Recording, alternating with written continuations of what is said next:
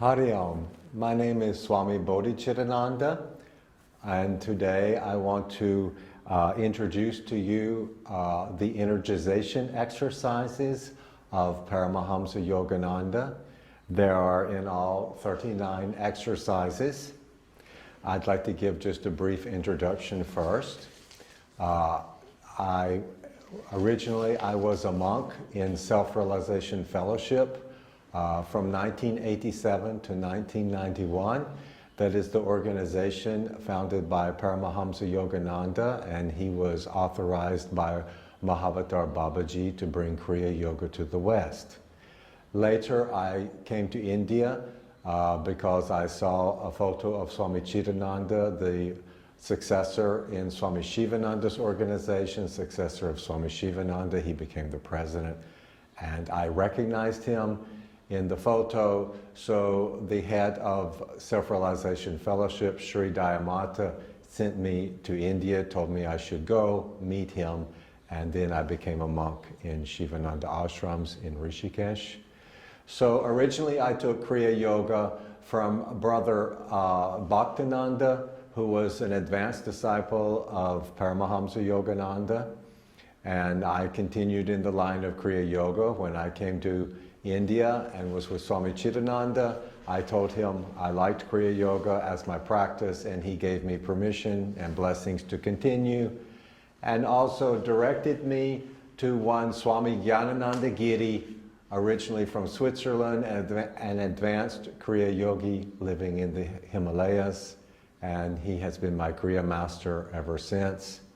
Eventually I became a Swami, initiated in the Dasnami order of Swamis by Swami Chidananda in Divine Life Society, Shivananda Ashram, Rishikesh. So I'll talk a little bit about Yogananda and his energization exercises. Yogananda came to America in 1920 from India, and he settled in Los Angeles, California. His organization, Self-Realization Fellowship, is there, and now it has spread throughout the world. When he came, he had already been exposed much to physical culture by his brother Vishnu Ghosh, whose teachings later developed Bikram Yoga in the West. So Yogananda already knew about physical culture very much. When he came to America in the 1920s, no one in the West was really knowledgeable or that much interested in yoga. There were virtually no teachers in the West. So he wanted a system where people could stand and do the exercises, not have to get down on the floor, and also so that all people could be able to practice it. Not everyone can practice Hatha Yoga, all the asanas, like elderly people or sick people, or sometimes people who are just not flexible. And also it's not suitable to the working environment of the West with offices and workplace. The energization exercises can be practiced by anyone and virtually anywhere, because they're all done standing, and they don't overexert in any way. I will also say that Yogananda and Swami Shivananda had a very unique relationship. When I came to India and spoke to the senior Swamis of the Divine Life Society, direct disciples of Swami Shivananda, they told me that Yogananda and Swami Shivananda used to regularly correspond together. And they said that Yogananda was the only one of these great masters that Swami Shivananda had regular correspondence with. Also, Sri Dayamata loved Swami Shivananda very much. Sri Dayamata was the president after Rajarsi Janakananda, the first president after Yogananda. And she came to India, I think it was 1961, it was in the early 60s. She came to Rishikesh and had darshan of Swami Shivananda in Rishikesh. And whenever Swami Chidananda would go to the West, go to America, he would always stop at Self-Realization Fellowship headquarters and visit Sri Dayamata. They were very close. And all of the monks of Self-Realization Fellowship had great respect for Swami Chidananda. And the same goes for those of the Divine Life Society towards Self-Realization Fellowship.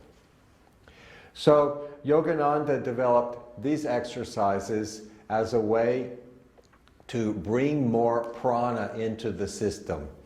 One of the main features of Kriya Yoga is that it brings a lot of prana into our system and internalizes the mind to be able to go into deep meditation. It is what we call, Kriya Yoga is what we call a Raja Yoga form of pranayama.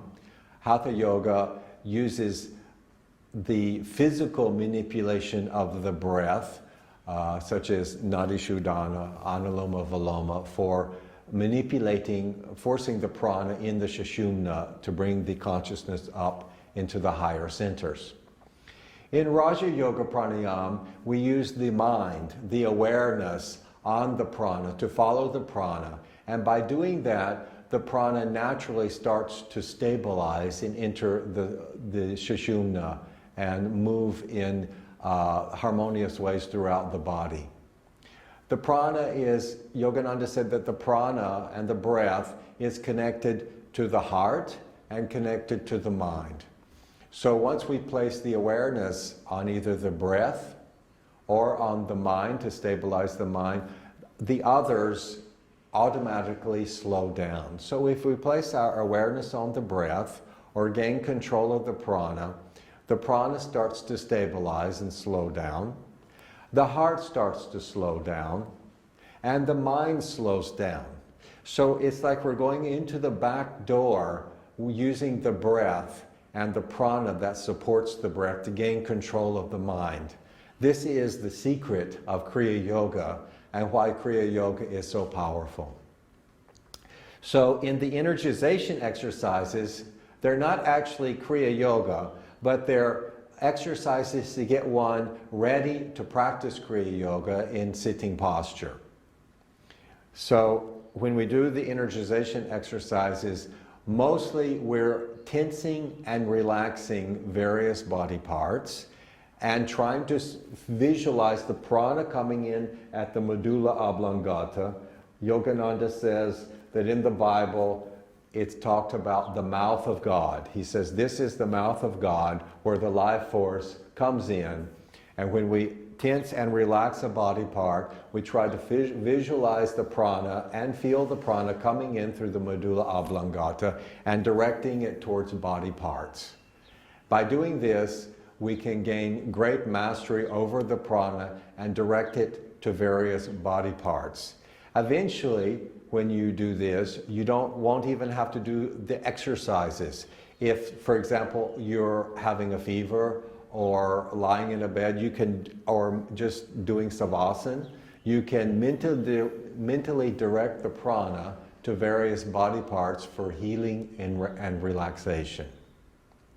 So in the exercises, when we're directing the prana and tensing the body part, whichever body part it is, we do it from low tension, medium tension, high tension and hold, vibrating the tension, and really putting the awareness inside that body part. And then medium, low, relax. The prana moves largely with the mind. Wherever the mind and the awareness goes, the prana will naturally go there. So it's a very powerful way to direct healing to any body part and to bring relaxation and remove any blockages in that body part. So Yogananda suggested we always start with a prayer. We always want to bring devotion into any practice we do in Kriya Yoga or in any of the practices that come from India, the dharmic and yogic practices of India. Devotion is the foundation to give life and energy to any of those practices so that they don't just become mechanical practices. So I'm going to stand and start with the energization exercises and first a prayer.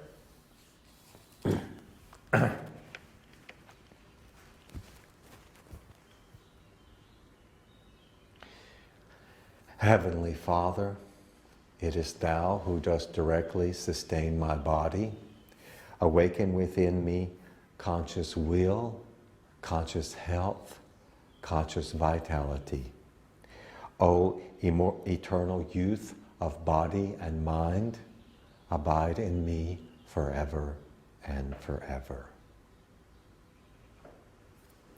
So I'll go one by one through the various energization exercises. The first one is double breathing with tension. Now, double breathing is a method of breathing that Yogananda came up with, where we have one short inhalation and one long, a double short and then a long inhalation like this. Usually then we bring the prana here and look here in Shambhavi Mudra and then and it has been proven through experiments at University of California at Los Angeles that this brings a lot more oxygen into the lungs and expels more dead air from the lungs. So it's a very powerful breathing practice. So many of these exercises we will be doing the double breathing, although not all of the exercises require any direct awareness or manipulation of the breath. So the first one is double breathing with tension. It's like this.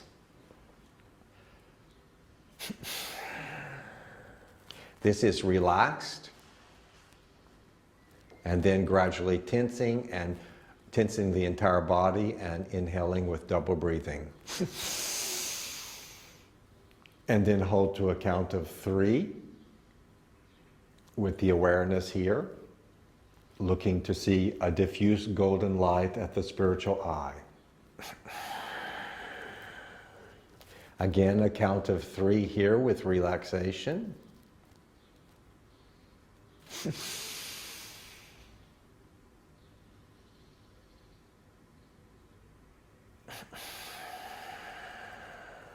Again, 3 here, relaxed.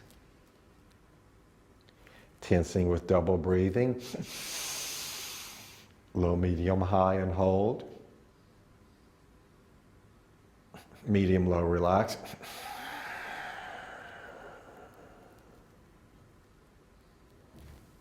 And relax. So most of the exercises we do 3 to 5 times.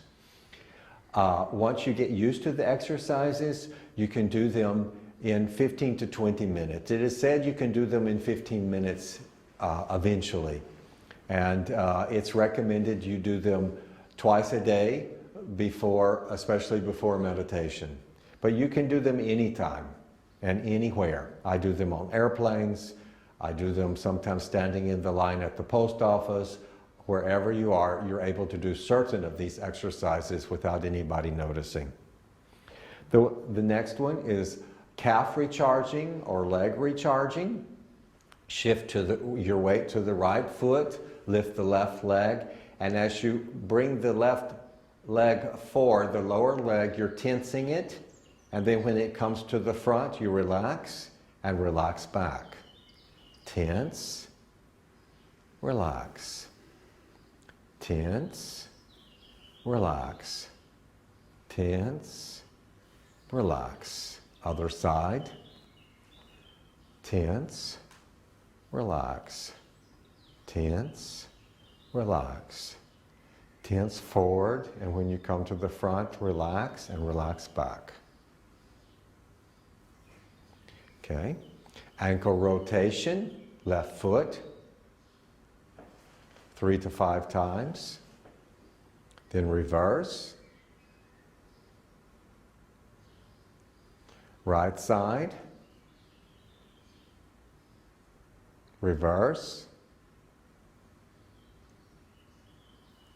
Okay. Yogananda says that the prana moves from the left side of the body to the right side of the body. So we always try to start on the left side. Do the left side first. All right. Calf and forearm, thigh and upper arm. We'll do 3 to 5 on the left side first. So first we're going to tense the lower leg and the forearm. And then the upper leg, the thigh, and the upper arm. Calf and forearm. It's low, medium, high hold. Medium, low, relax. Thigh and upper arm.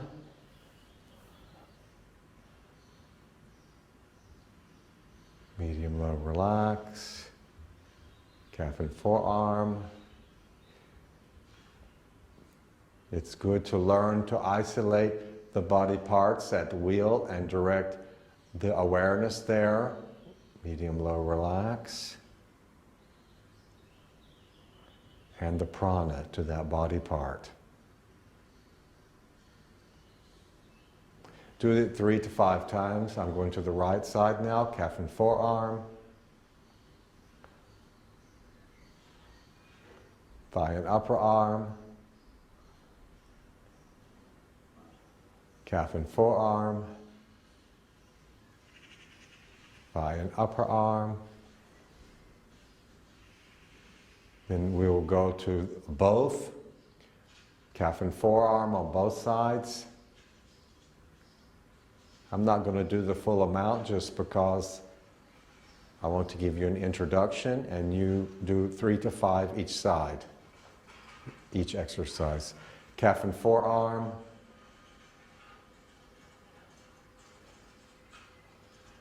Thigh and upper arm. Okay, the 5th exercise is called chest and buttocks. So we're going to tense the the buttocks and the chest and buttocks. First the left side, chest and buttocks, right, left, right, left, right. Then the 6th exercise is back recharging, 3-part back recharging. So we do the lower back, left, right, and then the right side. Then the middle back, left and right. And then the upper back between the shoulder blades, left and right. Now, this takes a little practice for most people. They're not used to isolating these muscles in the back. And especially the middle back is difficult. Even for me, it's still difficult to do the middle back, but you can do it. The lower back is not so difficult. Lower left, right in front, right near the kidneys, above the hip bone. Lower right, low, medium, high. Medium, low, relax. Middle back, left.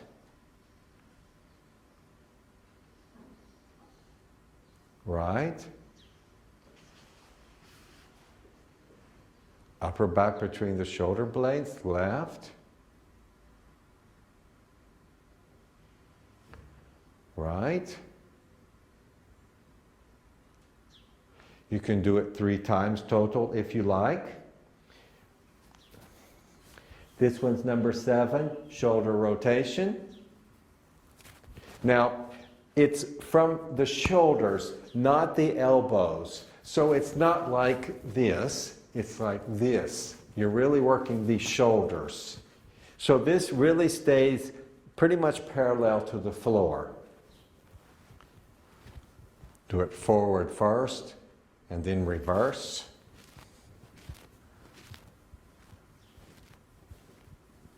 Okay, do it 3 to 5 times in each direction. Then throat recharging. So first we're tensing the front of the throat. Then we do the left, and then we do the right. Right, left front, The front, the left front, and the right front. Front, low, medium, high.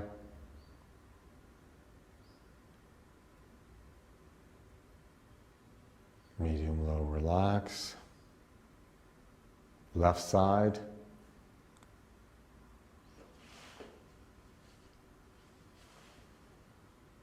Medium, low, relax.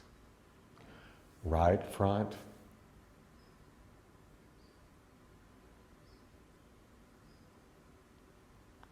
And once again, you do it 3 to 5 times.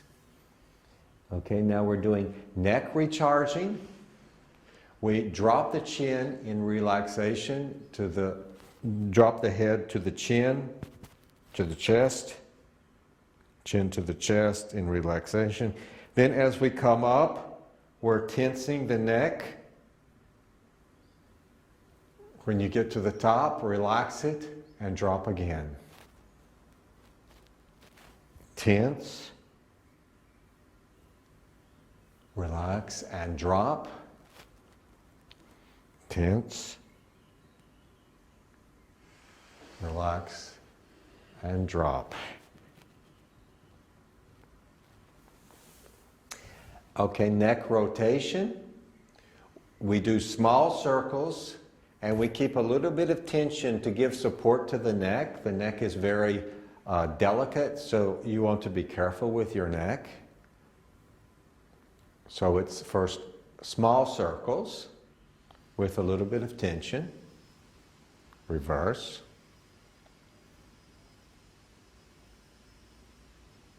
And then large circles with relaxation. But don't go too fast and be careful. And reverse.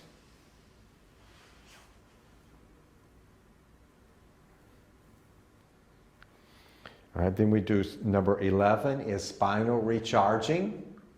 This one's a little difficult for a lot of people, especially in the beginning, and it takes a little coordination of the mind and the body at first, because you're twisting the lower body to one direction and you're using your foot to push, and the other body, upper part of the body, to the other direction, like this.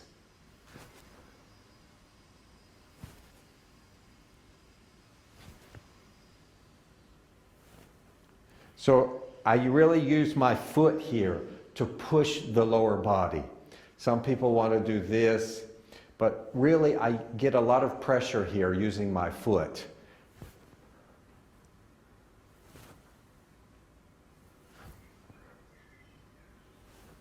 Okay, that's spinal recharging. Do it 3 to 5 times each side. Okay, number 12 is spinal rotation. Put your feet maybe 2 feet apart. Put your hands on your hips. Try to keep the hips stationary. You're moving the upper body. You're not moving the hips so much. So it's like this.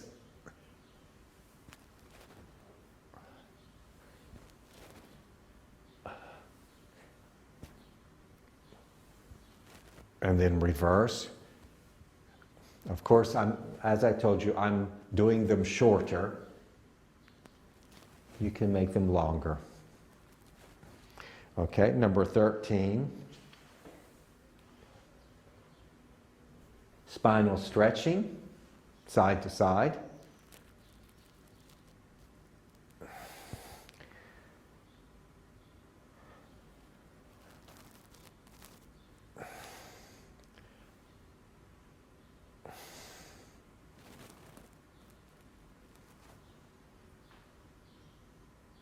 Like that.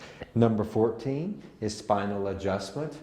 I hope this thing doesn't get in the way. I think I can move around it. So we're going to start from the lower vertebrae and go up one vertebrae at a time, pushing to adjust the back. And I like it like this, with using the first 2 fingers, it's not the knuckle, it's these, what do you call that? Well, that's a knuckle, but kind of like the knuckle. It's the finger joint, to push it like this. You can also do it like this if you want, but the main point is to bring the hands right together on the vertebrae on each side of the spine and push right there on the side of the spine to help adjust the vertebrae. And when you do it, so you're starting at the lower back, you're bending forward, and then you're going up on your toes and pushing. So you got to get up on your toes like that. And I just heard my vertebrae go. Second vertebrae. You go one at a time.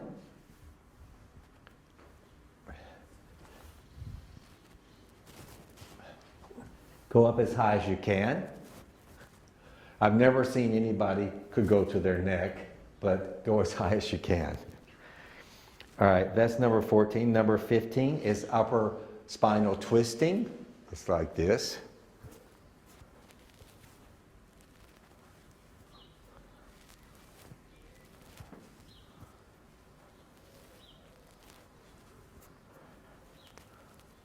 Like that. And just one more point about the spinal adjustment we just did. It's one of the best things I've ever found for if I ever have any kind of like lower back pain. I live in the Himalayas above Rishikesh. I have a small ashram in the forest. And originally I was trained as a carpenter. So when I'm doing like carpentry work, making the roof of the ashram, and maybe it's winter and I get some backache, then I'm just doing the spinal adjustment. And after 1 or 2 rounds of doing spinal adjustment, my backache is gone. It really works well. So I highly recommend it. So number 16 is memory stimulation. So you're trying to bring blood flow to the brain. It's just like this.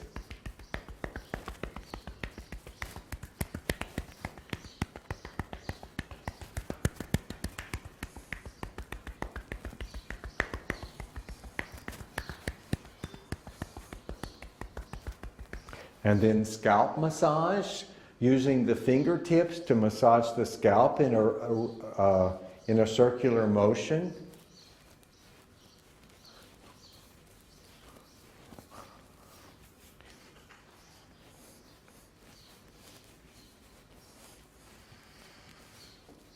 So that's number 17, scalp massage. Then number 18 is medulla massage. We use mainly the 3 fingers of each hand to massage the medulla oblongata in a circular fashion. Then reverse the direction.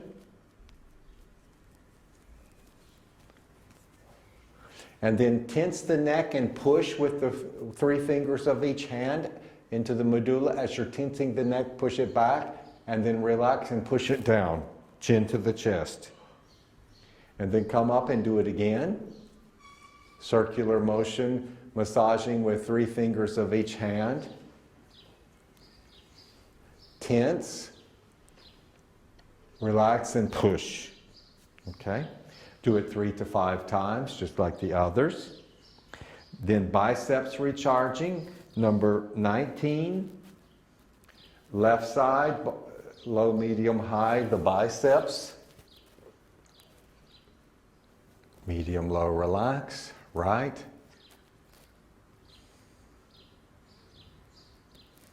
Left. Right. Left. Right. Okay. Number 20. Now number 20, you can say is the most important exercise of all of them. And if you only did one exercise, you would do number 20. It's 4-part body recharging, where we're tensing the entire body. And it's in 4 different parts. And this exercise, Yogananda says, as soon as you wake up in the morning, before you get out of the bed, you do this exercise. and that will recharge the body, bring a lot of energy and prana into the body before you get up and supposedly go do your rest of your exercises or your yoga, hatha yoga and meditation. It's not just to do a simple recharge and get up and go to work. You know, that's not our ideal in yoga and spiritual life. In the morning, we want to do 1 hour of practice at least. 1 hour is okay. You can do some yoga and meditation in 1 hour if that's all you have. So 4-part body recharging is like the first part is double breathing and tensing the entire body from low, medium to high, and then as you double breathe, visualize and feel the prana coming up the spine to the spiritual eye, and then hold the breath there, tensing the body for as long as you're comfortable. Always try to see a diffuse golden light at the spiritual eye. This is the key to Kriya Yoga, is this chakra, the Agya chakra, and the spiritual light. The Agya chakra is the point from the first manifestation of duality.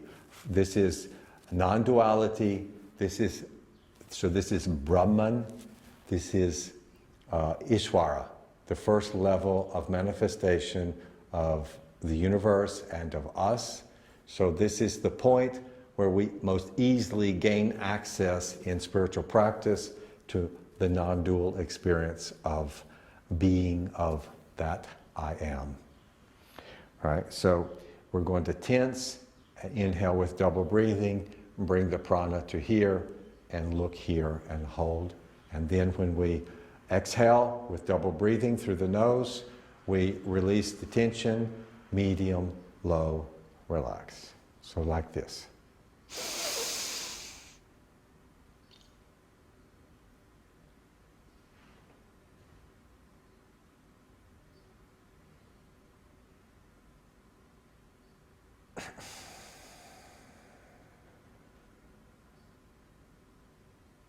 You can do it 2 or 3 times if you like.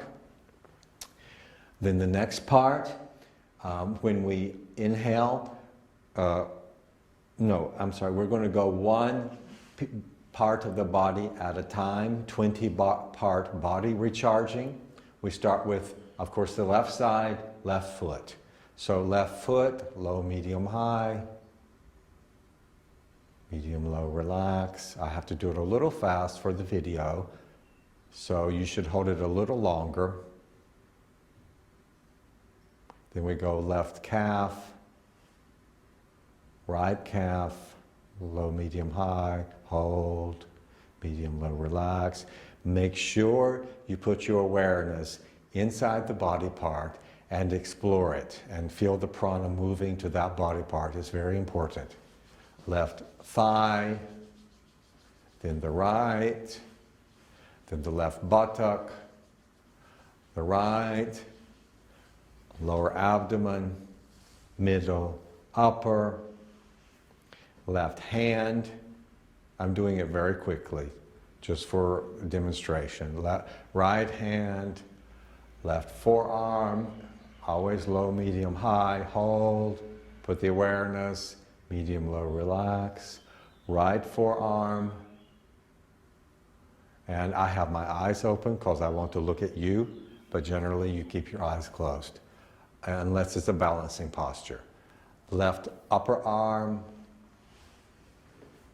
right, left shoulder, right, front of neck. First you do left of neck, right of neck, front, and back.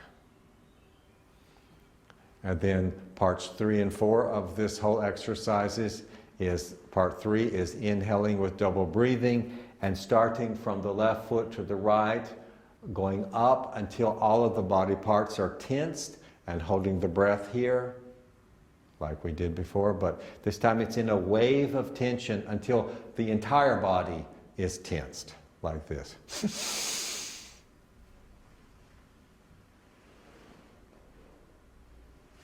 Then when we release, we hold it as long as we're comfortable looking here. Then when we release, as we exhale through the nose, we drop the chin to the chest and then relax, going down, right to left and going down.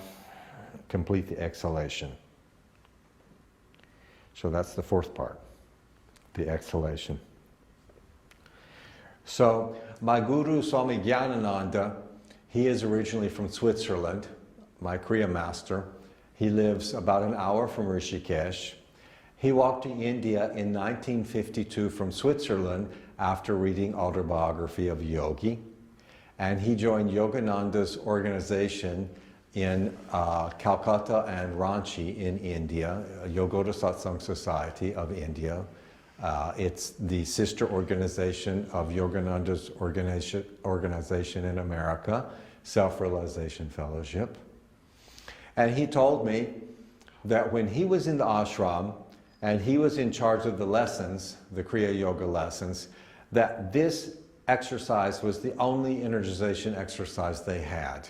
So it was the first exercise that Yogananda came up with in this whole repertoire. And it's the most important. So you can do it anytime, anywhere. So you can do it lying down, like if you're doing Hatha Yoga and you're in Savasana, that's also a good time to do the energization exercise, to the 20-part body recharging and the 4-part body recharging, number 20, so that you can completely relax the body to go fully into Savasana and even doing Yoga Nidra. It's a good way to start Yoga Nidra. All right, number 21 is weight pulling in the front. So we tense going up, low, medium, high, and tense, and then relax, and then tense going down, and relax. Tense, relax, tense, relax, tense, relax, tense, relax, tense, relax, tense, relax. Number 22 is double breathing with tension, with the elbows bent. So here we're relaxing on the exhale, double breathing. Hold to 3 here. Then tensing with double inhalation.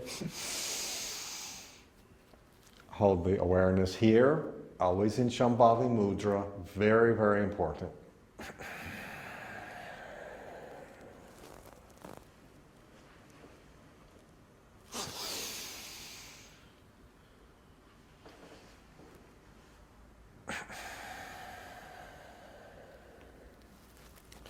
So I only did it twice, do it 3 to 5 times. Like I said, I'm trying to keep it shorter for the video. All right. Arm rotation, small circles, number 24. The hands are supposed to, the fist it's a gentle closing of the fist, not tense, just lightly closed and facing upwards.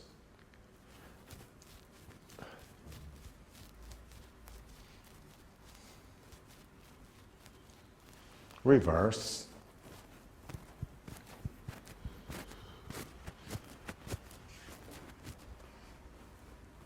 All right. Number 26, finger recharging.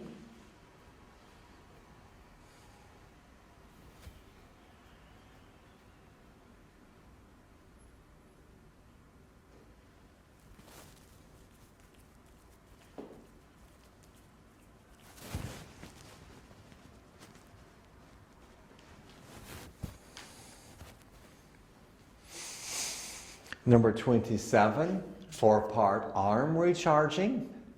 Tense, relax. Tense, relax.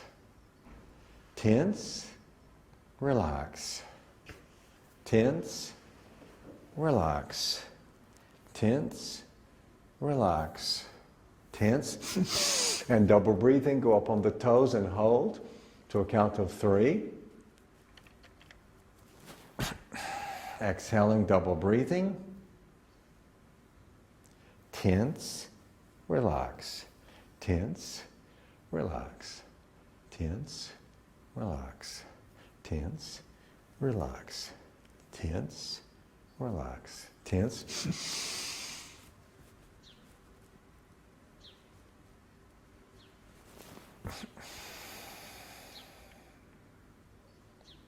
Single arm raises with double breathing and tension. Tense going up and relax going down. Tensing, inhaling, looking up. Exhaling and relax, double breathing. Right, tense. Relax. It's a medium, low, relax. So you're relaxing as you're coming down, and you're tensing gradually as you're going up. So tense, relax, gradually. Tense, medium, low, relax, like that. Okay, number 29. Stretching from side to side. Sometimes I forget the names because I mainly just practice them. And actually, I have to say that I don't always practice the energization exercises personally, because I like yoga, hatha yoga a lot also. But both of these exercises do different things. If you have the time, I recommend you do them both. Or if you're not in a place where you can do hatha yoga, then do the energization exercises. And they don't take as long. You can do them in 15 minutes, whereas hatha yoga, for me, takes at least 40 minutes to do enough that I feel like I've done a full amount. So they're both very different in their own ways, and I recommend both of them. Of course, when I was a monk in the Yogananda ashrams in California, I did these every day, and I did yoga. But we averaged, as monks there, we averaged about 4.5 hours of meditation a day, because we had 2 private meditations a day and 3 group meditations a day. And then on Sunday, we fasted and kept mona the whole day. And then we were supposed to do a long meditation, 3 to 5 hours. Okay, so lateral stretching, side to side.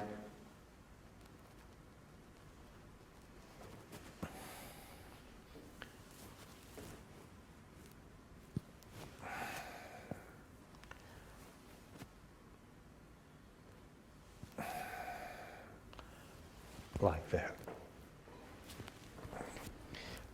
And once I came to India, I found India so supportive of spiritual life that you don't have to meditate as much, because the whole culture is tending to help you in your spiritual life and your spiritual practice. The cultural unconscious is so programmed by Dharma that it just automatically starts going into the back of your mind and becomes part of your being. So it's much easier to go directly to pure self or pure God awareness when you sit to meditate.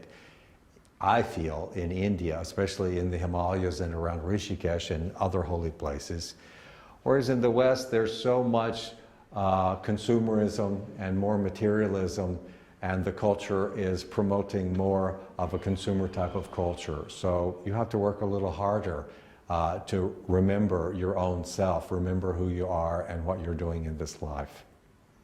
So you may need to do more practice in the West. All right, so number 30 is walking. Walking in place. It's recommended to do 50 of them. And then number 31 is running. Now running, you're supposed to hit the heels onto your buttocks. Running in place.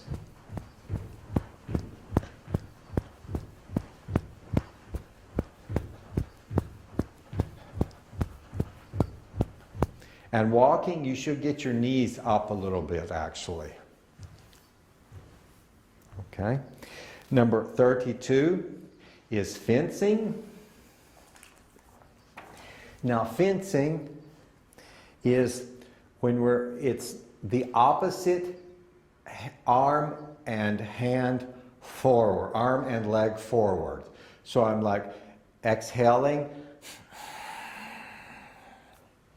Now this whole side is tense. The left arm and left leg I'm tensing. Then relaxing and tensing. This is tense.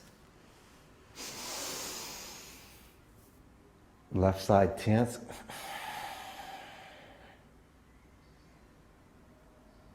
Hold at 3. Right side tense. Hold to 3. Inhale. Relax 3 to 5 times. Number 33 is arm rotation, large circles. We're tensing going up, inhaling. Tensing up. Relaxing, exhaling. Tense.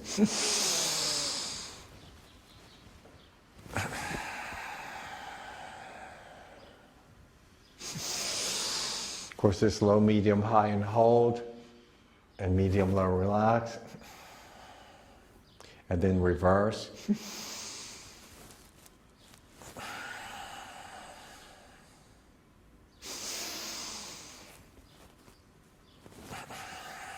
So 3 to 5 times in each direction. Then we're doing Nali, which Yogananda simply called stomach exercise.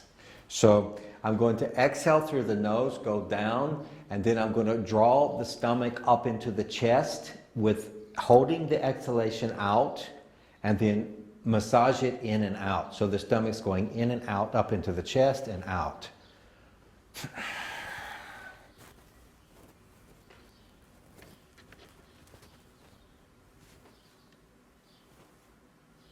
So I'm pulling it up and out.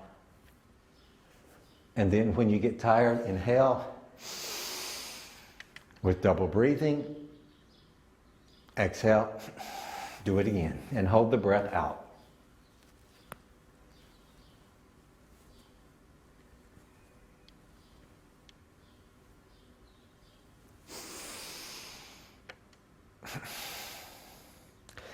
And then for 35, 36, and 37, Yogananda repeated the first 3 exercises.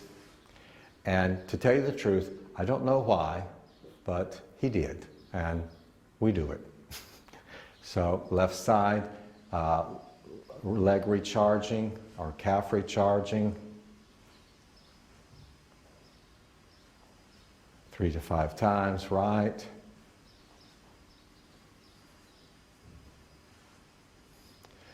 Ankle rotation, reverse. Oh, right, sorry, I missed one. I always do that. Reverse.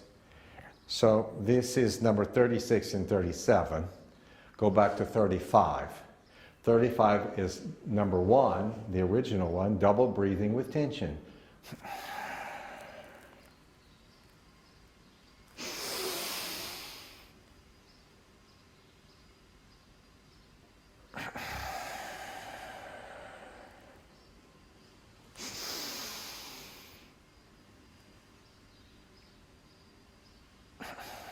Again, 3 to 5 times, then do the leg recharging, both sides, and then the ankle rotation. And then it's leg rotation, large circles with relaxation. So the leg is completely relaxed because you're kind of wanting to release the hip. Really relax the hip and release it. And reverse, you can put your hands on your hips. Then the other side.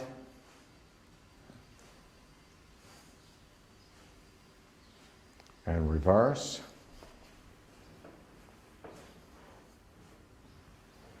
And relax. And the last exercise is double breathing with relaxation. So it's like this. You're inhaling with double breathing, relaxing, drawing the prana up and holding here for a count of 3. Exhaling. It's completely relaxed. There's no tension.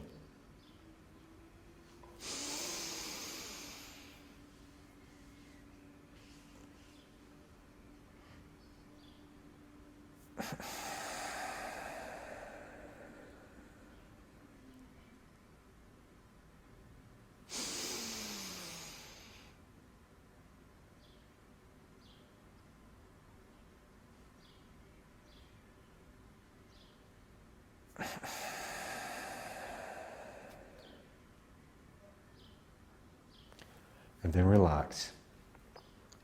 So here they're listed as 39 exercises, and sometimes it's listed as 38 because they combine number 36 and 37 as one exercise because you're repeating from before.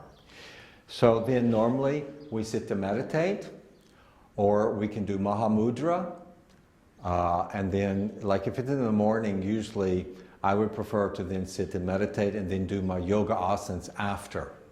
If it's in the afternoon, I like to do my yoga asanas first and then sit and meditate. But we like to meditate twice a day or more. And we would like, we hope the next video we can do on how to sit for meditation, how to actually sit, different postures, and creating the right environment to begin a meditation practice. Thank you. That was the Yogananda exercises, energization exercises. I'm Swami Bodhichitananda, and I teach regularly at Yoga Vidya in different places. You can go to the Yoga Vidya website. I teach many different kinds of seminars about mind control. I'm authorized to give Kriya Yoga initiation and to teach Kriya Yoga. I teach subjects in Raj Yoga and Hatha Yoga and yoga symbolism, mythology, integral philosophy, and the practice of big mind, which is a very powerful practice to experience directly within a short time the non-dual nature of our own self, of the ground being of all that is. Thank you very much. Hariya.